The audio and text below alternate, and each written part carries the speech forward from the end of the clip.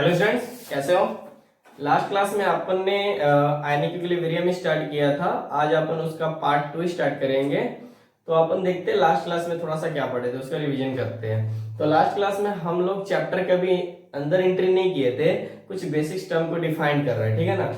जिसमें से अपन देख रहे थे acid base theory. Acid base theory हमारे पास 3 टाइप्स के थे वहां पर, जिसमें से 2 अपन कंप्लीट किए थे।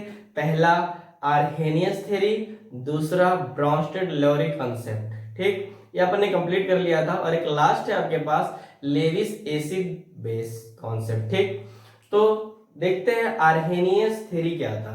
तो आर्हेनियस थ्योरी हमें ये बताता है कि अगर कोई सब्सटेंस है तो उसको अगर हमें पता करना है कि एसिड है कि बेस है, तो अपन इसको क्या करते हैं, पानी के अंदर डिजोल्व करते हैं, ठीक है ना। अगर वहां से H+ आता है तो एसिड, और OH- आता है तो बेस। बात समझ में आती है। ठीक, इसके बाद यहीं से हमने एक और पॉइंट डिफाइन किया था, एसिडिटी और बेसिसिटी। ठीक, तो बेसिसिटी क्या होती है कि एक एसिड जितना नंबर H+ डोनेट करेगा इज कॉल्ड बेसिसिटी। फिर एसिडिटी क्या होती है कि जितना नंबर OH- कोई बेस डोनेट करता है इज कॉल्ड एसिडिटी। आप लोग को लग रहा होगा तो उल्टा है, हाँ यही कॉन्सेप्ट है। ठीक, वेरी गुड।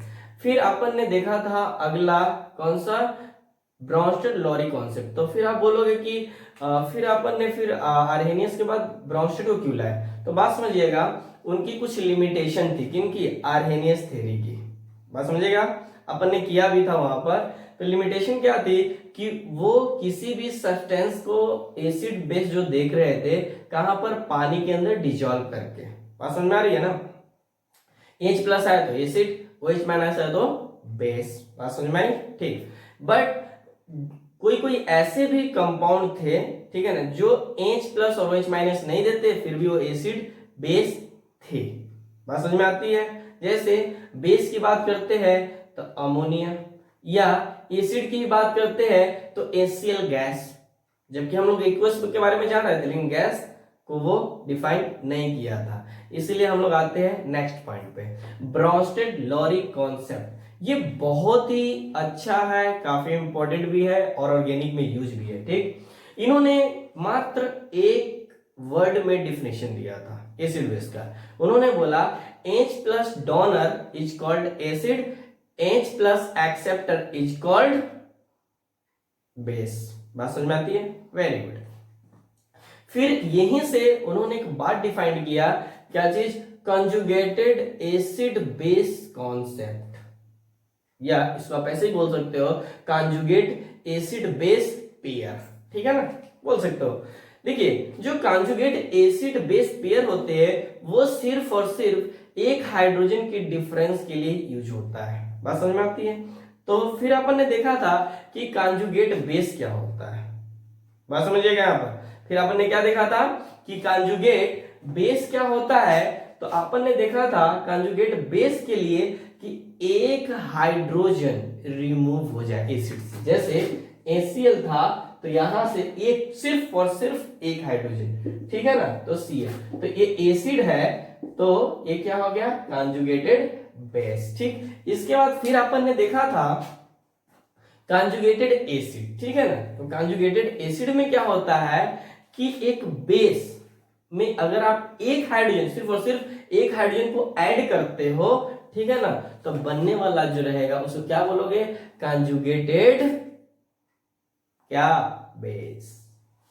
ए गलत, कंजुगेटेड एसिड। बात समझ में आई, वेरी गुड। आप तो बहुत अच्छे निकले, मुझे तो उम्मीद ही नहीं थी कि आप लोग इतने अच्छे निकलोगे। चलिए नेक्स्ट, फिर आपने ये बात किया था कि ये जो कंजुगेटेड एसिड, ठीक है ना, या बेस, बात समझिएगा, जो कंजुगेटेड एसिड है तो उसका जो बेस है, ये दोनों आपस में मतलब नेचर में कैसे होते हैं, अपोजिट होते हैं। मान लीजिए मैंने बोला था कि अगर स्ट्रॉन्ग एसिड है, ठीक है ना, तो इससे बनने वाला कंजुगेटेड बेस वीक होगा। बात समझ में आती है, कैसा होगा, वीक होगा। लेकिन अगर वीक है तो बनने वाला कंजुगेटेड बेस कैसा होगा, स्ट्रॉन्ग होगा। वेरी गुड, आप तो बहुत समझदार हो। चलिए, हम लोग इनकी बात यहीं तक किए थे, इससे ज्यादा अपन ने ज्यादा कुछ यूज नहीं किया था। ठीक, चलिए फिर अपन आते हैं फिर अपन ने उसमें थोड़ी सी बात किया था हाइड्रोनियम आयंस की, ठीक है ना, जो कि H3O+ होता है। बात समझिएगा, अपन ने इसका एक जनरल फार्मूला देखा था। इन जनरल फार्मूला क्या हो जाएगा, H+H2O, ठीक है ना, N, ठीक है ना, N की वैल्यू 1 2 3 4 5 6 कुछ भी ले सकते हो। आज हम इनसे आगे स्टार्ट करेंगे एक नए पॉइंट्स की, ठीक है। ध्यान दीजिएगा, कोई भी दिक्कत हो तो आप आराम से कमेंट बॉक्स में लिख सकते हो। ठीक, हम आते हैं पहला इसमें एम्फीप्रोटिक, तो समझिए क्या चीज, एम्फीप्रोटिक स्पेसिस। एम्फीप्रोटिक स्पेसिस, अब ये क्या होता है, तो नया वर्ड दिखाई दे रहा है। हाँ, नया वर्ड ही, इन सबको और भी आएंगे, बहुत सारे आएंगे, ठीक है ना। इन सबको समझते चलिए। देखिए, इधर से समझिए, इधर से निकालिए। मेन जो आपका रिजल्ट है इसके अंदर रहना चाहिए। बात समझ में आती है ना। हाँ, उसी तरह से, मतलब पॉइंट को इस तरह से समझ जाइए ना कि कुछ भी हो जाए कोई फर्क नहीं पड़ना चाहिए, ठीक है। चलिए, एम्फीप्रोटिक स्पेसिस का मतलब होता है कि वो स्पेसिस, फिर से समझिए, जो एम्फीप्रोटिक स्पेसिस होता है, ठीक है ना, वो H+ ले भी सकती है और H+ दे भी सकती है। मतलब which can donate as well as accept H+ ions. समझ में आती है ना, कोई दिक्कत नहीं। चलिए फिर अपन इसको लिखते हैं, देखते हैं क्या होता है। ब्लैक से लिखता हूं, species which can donate as well as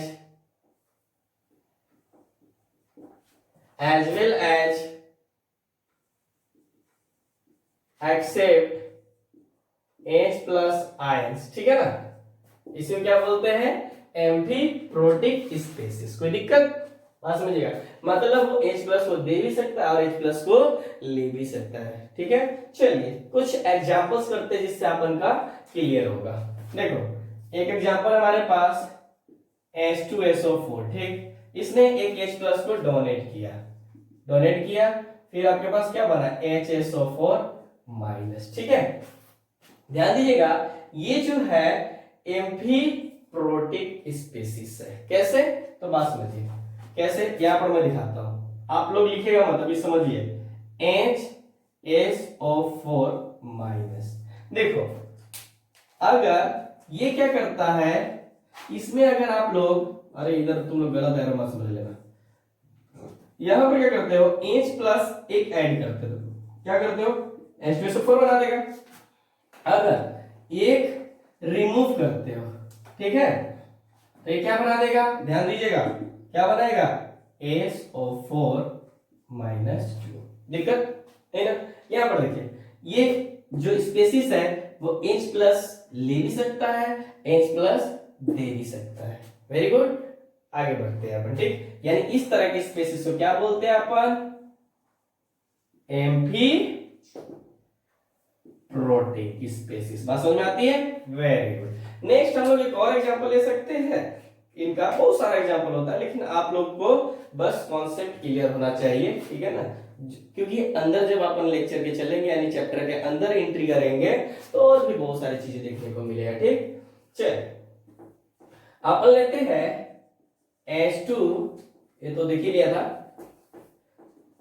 H2CO3, ठीक। फिर अपन क्या करते हैं, ये H+ एक डोनेट किया, फिर हमारे पास क्या बना दिया, HCO3 पे माइनस, फिर वही कहानी क्या हो जाएगा, तो देखो HCO3-, तो ये क्या बना देगा आपके पास कि H इसमें अगर ऐड करते हो, ठीक है ना, तो क्या बना देगा H। अच्छा एक बात बताइए, हाँ वेरी गुड, तो H2CO3, जबकि अगर बात करते हैं A माइनस की, ठीक है ना, तो ये क्या कर देगा आपके पास, माइनस कर दो, तो CO3 पे 2 माइनस कार्बोनेट जिसको अपन बोलते हैं, ठीक है, कोई दिक्कत नहीं। एक और ले सकते हो आप एग्जांपल, यहाँ पे एग्जांपल ले सकते हैं, जैसे H2S, कैसा है H2S, तो क्या बना देगा H प्लस, फिर यहां पर HS करना दो, क्या जाता है, ये हो गया। अब देखो फिर ये स्पेसिस क्या करेगा, फिर वही कहानी, जैसे HS माइनस है, तो देखो ये क्या करेगा, अगर एक H प्लस लेता है, ठीक है ना, तो ये कैसा बना देगा, ध्यान से, H, यार ये देखो ना H2S, और यहाँ पर क्या कर देगा, अगर एक H प्लस डोनेट करता है तो हमारे पास Sp2 माइनस, कोई दिक्कत नहीं, वेरी गुड। अब हम आते हैं, ये तो हमारे पास पॉइंट्स हो गया, कोई दिक्कत हो तो आप बता सकते हो आराम से, ठीक, अगर नहीं दिक्कत है तो मैं आपसे क्वेश्चन पूछना चाहता हूं, आप बताइएगा। मैं यहाँ पर कुछ कंपाउंड्स लिख रहा हूं जिसका आपको ये बताना है कि कौन एम्फोटेरिक है, यानी ध्यान रखिएगा बोलने पे कैसे बोला, एम्फीप्रोटिक, कौन एम्फीप्रोटिक है और कौन नहीं है, आप बता सकते हो, वेरी गुड। चलिए तो देखते हैं, अब समझ जाइएगा, एक दिया हुआ है आपके पास H3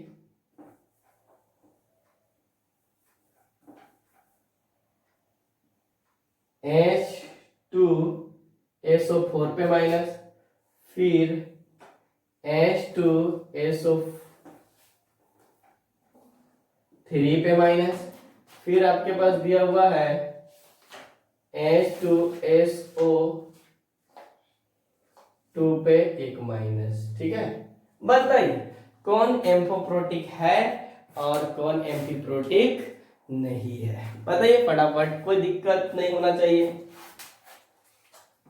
याद कीजिए कुछ इससे पहले, जब इससे लास्ट लेक्चर में किया था तो इसको आपने देखा था, क्या चीज, ओ हाँ, तो ठीक है ना, कर दीजिए, अच्छा अच्छा, रुकिए रुकिए,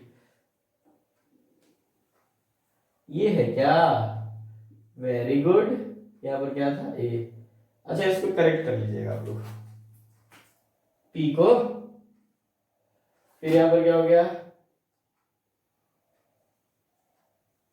पी है, पी लिख ही देता हूं ना दोबारा, अब बताइए बताइए, PO2 पे माइनस, वेरी गुड, यही है ना, हो नहीं, अरे देख आपने बनाया नहीं था, इसको बोलो, लास्ट क्लास में एक याद कीजिए, H3PO4 यही था ना, H3PO3 यही था, इसका क्या था, H3 क्या हो जाएगा, PO, देखिएगा ना दिखो तो आप क्या करना ना, इसको यहां पर लिख लेना, H3PO2, बात समझ में आई, हाँ, अब आ जाइए ध्यान दीजिएगा, चलिए अब आप देखिए यहां पर, ये एम्फीप्रोटिक स्पेसिस है या नहीं है, कैसे पता चलेगा, चलो देखो, यहां से हमने देखा ये मेन आपका ये है, ठीक है ना, तो ये क्या होता है हमारे पास H2, अगर रिएक्शन देखना चाहते हो तो भी आप लोग कर सकते हो कि H3PO4 एक हाइड्रोजन डोनेट किया होगा तो H प्लस, और ये बना दिया क्या चीज, H2PO4 पे माइनस, बात समझ में आती है, वेरी गुड। फिर ध्यान दीजिए, अब ये क्या करेगा, H2PO4 माइनस की बात कर रहा हूं, अगर इन्होंने एक H प्लस लिया तो ये बना देगा, और अगर दिया एक ही दे देगा तो कैसा बना देगा आपके पास, HP O4 पे 2 माइनस। तो देखो ये क्या हो जाएगा, एम्फीप्रोटिक, यानी एम्फीप्रोटिक स्पेसिस होगा या नहीं होगा? होगा। क्यों? ये इलेक्ट्रॉन ले भी सकता है, H प्लस को ले भी सकता है और H प्लस को दे भी सकता है। Very good. यहाँ पर देखिए, यहाँ पर इसकी बात करते हैं तो फिर इसका रिएक्शन भी आप लोग देख सकते हो, H3PO3। तो यहाँ पर H प्लस फिर H2PO3 पे 1 माइनस। ठीक, तो हम बात करते हैं यहाँ पर H2PO3,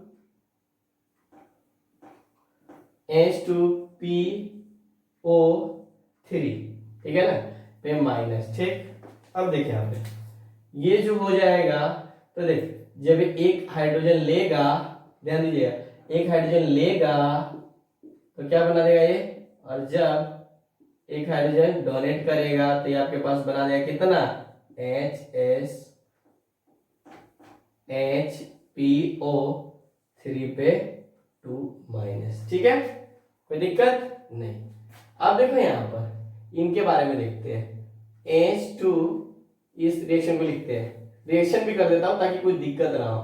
PO2 केस क्या देगा, H प्लस, और ये प्रोडक्ट दे देगा आपके पास, माइनस कौन लगाएगा? अच्छा यहाँ पर तो माइनस नहीं ना होगा, तो ये आपके पास हो जाएगा क्या चीज, H2PO2 पे माइनस। अब समझो यहाँ पर ध्यान देना, यहाँ पर H2PO2 पे माइनस है, ठीक है ना। तो ये जो स्पेसिस है, ठीक है, ये ले तो सकता है H प्लस, लेकिन H माइनस दे नहीं सकता है, मतलब नहीं दे सकता है। तो ध्यान दीजिएगा, ये हमारे पास क्या हो जाएगा, एम्फीप्रोटिक होगा, ये भी क्या हो जाएगा, एम्फीप्रोटिक होगा, लेकिन ये नहीं होगा। बात समझ में आती है? Very good. अगर कोई दिक्कत हो तो इसको रिपीट करके भी आप लोग देख सकते हो। ठीक, चलिए इसी की तरह एक और स्पेसिस होती है जिसको हम लोग देखते हैं।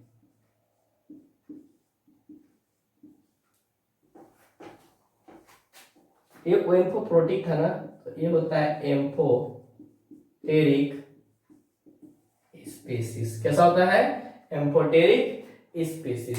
इसका मतलब क्या होता है, तो ध्यान दीजिएगा, जितने भी एम्फीप्रोटिक सब्सटेंस होते हैं वो सब एम्फीप्रोटिक सब हो सकते हैं। बात समझिएगा, लेकिन इसका काम क्या होते हैं, दो तरह की बात, एम्फीप्रोटिक और एम्फोटेरिक में क्या मतलब अंतर है, मैं वो बताया। ठीक है, लेकिन पहले हम लोग ये देखते हैं कि ये होता क्या है। ठीक है ना, तो लिख सकते हैं which act या which can act as both acid and base। मतलब वो स्पेसिस जो एसिड और बेस की तरह काम कर सकता है उसका अपन क्या बोलते हैं, एम्फोटेरिक। आप बोलोगे कि सर आपने तो इसके बारे में भी यही बताया। ठीक है, हाँ यही बताया, लेकिन ये H प्लस आयंस के बारे में बताया, लेकिन इसके अंदर हम लोग H प्लस आयंस की बात नहीं कर रहे हैं। बात समझ में आती है? ये एसिड बेस दोनों की तरह काम कर सकता है, ठीक है ना, ये भी करेगा, एक H प्लस डोनेट भी कर सकता है और एक्सेप्ट भी कर रहा है, लेकिन यहाँ पर H प्लस डोनेट और एक्सेप्ट की बात नहीं कर रहा है। बात समझ में आती है? Very good. तो फिर इन दोनों में अंतर क्या होता है, तो बात समझिए, जितने भी एम्फीप्रोटिक स्पेसिस होते हैं, जितने भी एम्फीप्रोटिक स्पेसिस होते हैं वो सब एम्फोटेरिक स्पेसिस होते हैं। बट अगर बात करते हैं एम्फोटेरिक स्पेसिस की, तो जितने भी एम्फोटेरिक स्पेसिस होते हैं वो एम्फीप्रोटिक स्पेसिस नहीं हो सकते। ठीक, अपन क्या करते हैं, कुछ इनके एग्जांपल्स देख लेते हैं। ठीक है ना, तो एग्जांपल्स होता है आपके पास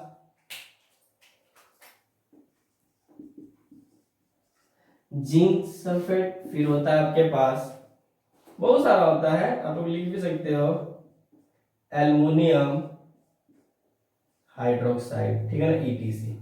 यही होते हैं उनके एग्जाम्पल, ठीक। बस आप समझिएगा, ठीक। तो नीचे आप लोग क्या कर सकते हो, एक पॉइंट भी लिख सकते हो जो अपन ने बोला है, लेकिन जो भी लिखिएगा ये नोट करके लिखिएगा। बात समझ में आती है? क्यों? क्योंकि मैंने बोला क्या था, वही जो बोल रहा हूं ना वही लिखना है, ठीक है ना।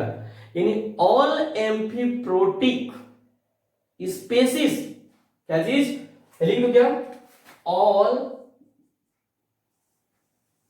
एम्फोप्रोटिक स्पेसिस आर क्या, ऑल्सो,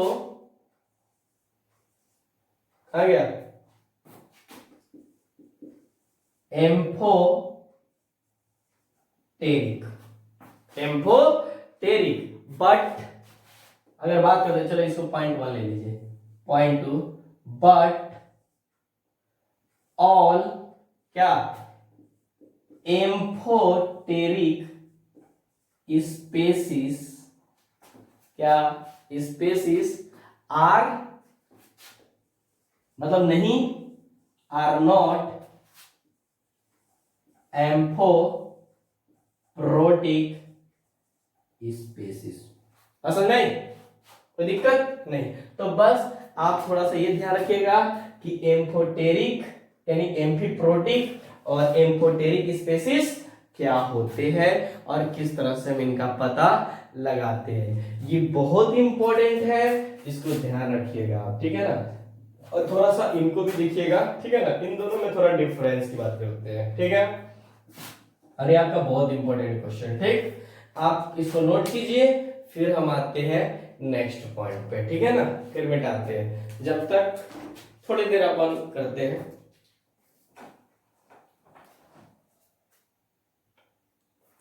चलिए, तो अपन क्या करते हैं, इसको हटाते हैं।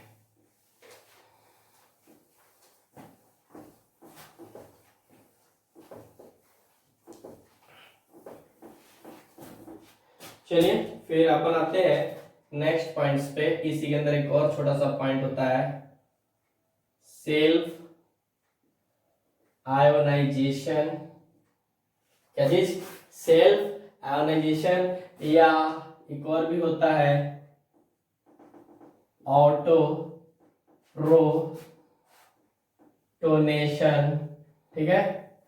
या आप लोग ये भी लिख सकते हो, देखिए ऑटो प्रोटोनेशन बताया गया था लास्ट क्लास में, बहुत अच्छा, ठीक है ना। ऑटो प्रोटोनेशन मतलब, या इसको दूसरा में एक बोल सकते हो, ऑटो, वही बोल दो, आयोनाइजेशन, ठीक है। ठीक, अब देखिए यहां पर बात को समझिएगा, फिर छापने मत लगिएगा, छापिएगा फिर प्रॉब्लम हो जाएगा, ठीक है ना। ऑटो प्रोटोनेशन, प्रोटॉन का मतलब H+, ठीक है। अब देखिए हमारे पास दो चीजें हैं, एक H2O है लिक्विड, प्लस फिर एक H2O है लिक्विड, ठीक है ना, कोई दिक्कत नहीं। अब देखिए ये H इसको क्या करता है, दे रहा है, ठीक। ये H इसको दे रहा है, मतलब ये क्या हो गया, खुद एसिड और ए बेस, कोई दिक्कत नहीं होना चाहिए। अब देखिए यहां पर फिर ये बनाने का क्या बना देगा, H3O प्लस और फिर AOH माइनस। बताओ यहां पर ये, तो ये क्या कर रहा है, ये इसको H प्लस दे रहा है, ठीक है ना। तो बताइए अगर ये H प्लस इसको दे रहा है तो ये खुद क्या बना रहा है, खुद क्या बना रहा है, दो बातें आपके पास, एक एसिड है और एक बेस है, ठीक। तो देखो ये OH और फिर ये क्या बना रहा है आपके पास, ये मैं इनकी बात कर रहा हूं, समझ में आती है ना।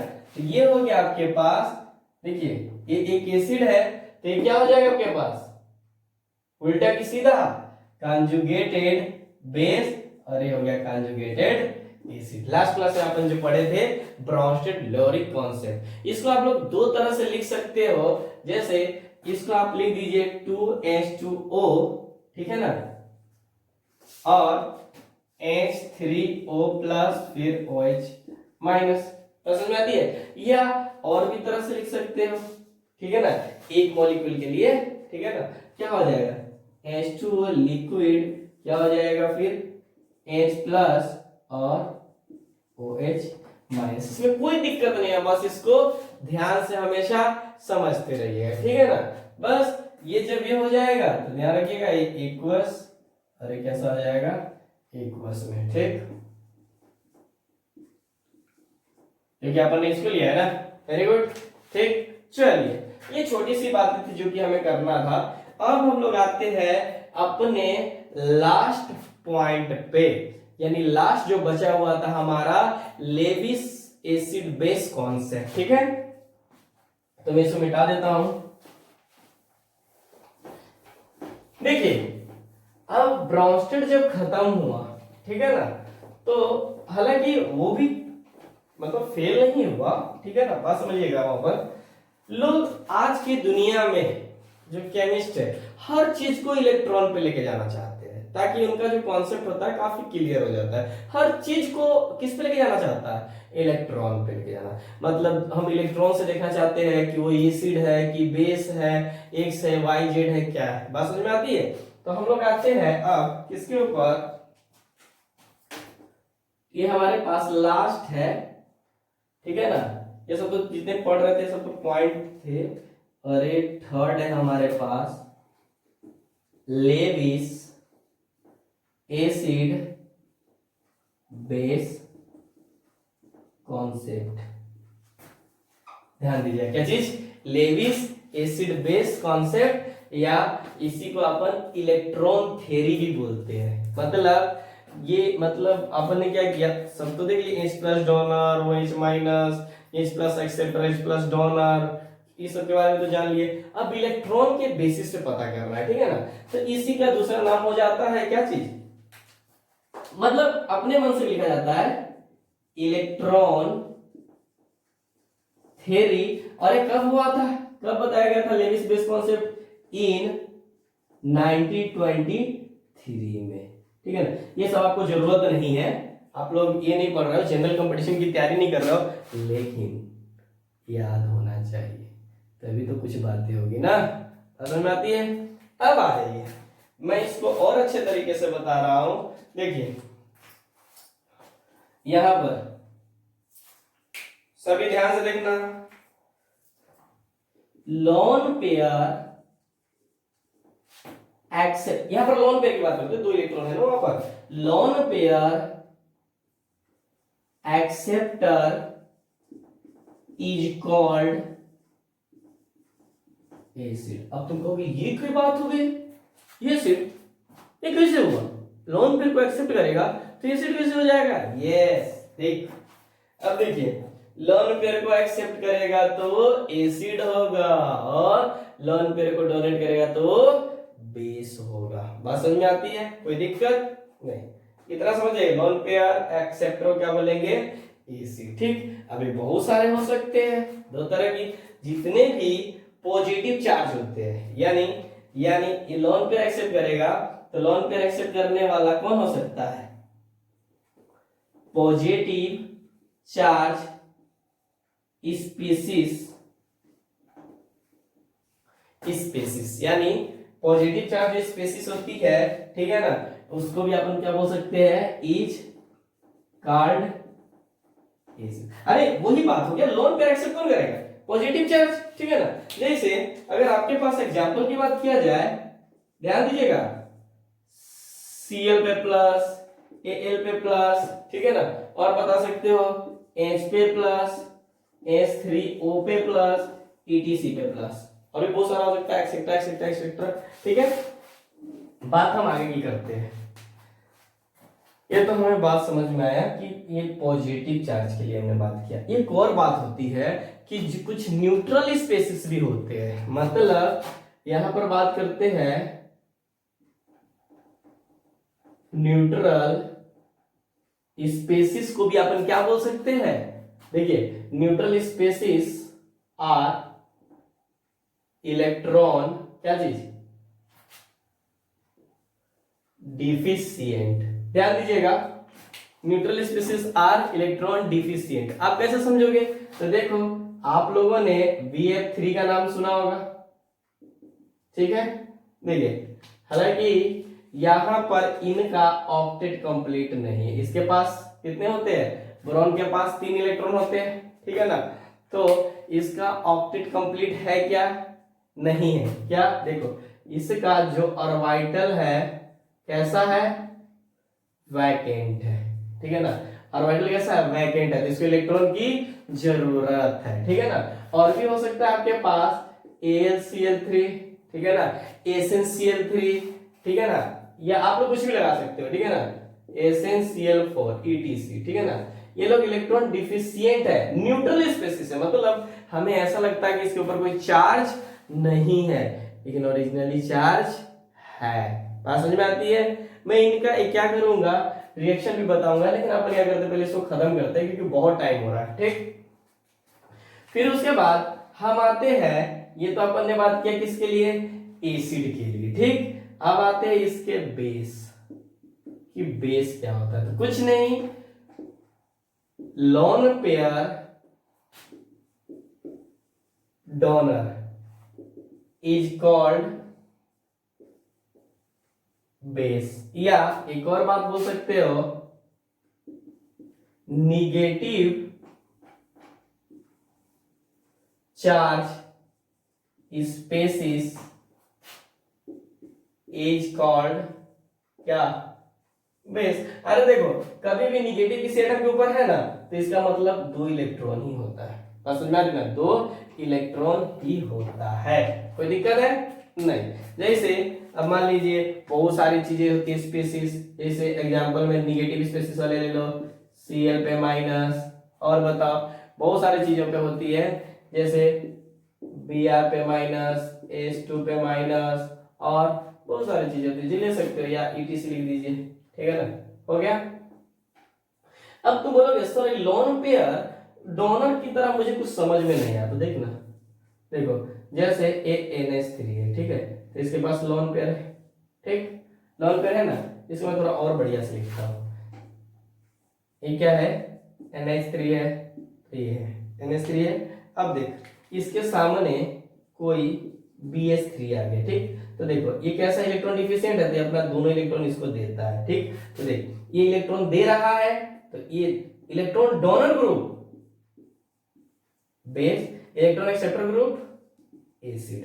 आप समझ सकते हो कि अभी भी कोई दिक्कत है नहीं ना। और बहुत सारे स्पेसिस है लोन पेयर वाले केस में, ये हो गया। और आप लिख सकते हो जैसे कि आपके पास बहुत सारा चीज ROH ग्रुप, ठीक है ना, मतलब ये भी क्या कर सकता है, लोन पेयर डोनेट कर सकता है, ठीक है ना, कोई समस्या नहीं, ठीक। यहां पर हुआ। अब कभी कभी क्या होता है ना, कभी कभी आप लोग कॉम्प्लेक्स रिएक्शन का भी यहां से बना सकते हो, ठीक है, लेकिन यहाँ पर हमारा जितना भी एसिड बेस था वो हमने कंप्लीट कर लिया, ठीक है। अगले क्लास से अपन क्या करेंगे, चैप्टर के अंदर एंट्री मारेंगे, ठीक है ना, जो कि बहुत बहुत इंपॉर्टेंट है। जितने भी छोटे छोटे टर्म थे मैंने यहाँ पर डिफाइन किया, ठीक। अब जितने भी हो हम चैप्टर के अंदर एंट्री मारेंगे नेक्स्ट क्लास में, ठीक है। ओके, थैंक यू, मन लगा के पढ़िए।